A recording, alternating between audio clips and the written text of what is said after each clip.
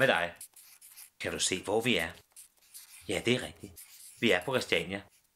Her var al hashhandlen samlet for 10 år siden.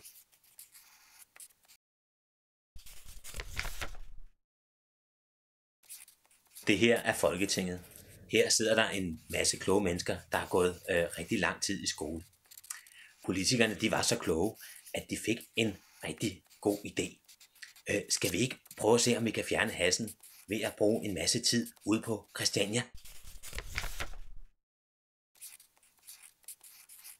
Så i de sidste 10 år har de brugt alle politiets ressourcer og en masse milliarder kroner på at køre hårdt mod hårdt på Christiania.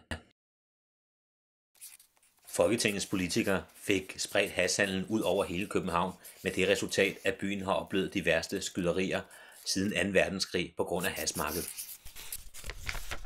Politikerne i Folketinget siger, at hash skal være ulovligt, fordi der er mange danskere, som misbruger hash.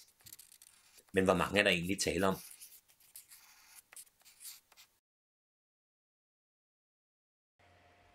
Hvor mange er det så, som rent faktisk har et alkoholmisbrug? Det er vist lidt flere. Alkohol er alligevel tilladt.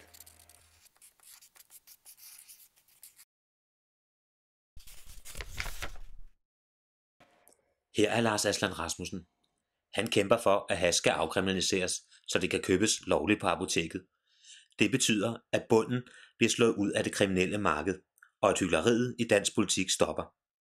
Stem på ham tirsdag den 19. november.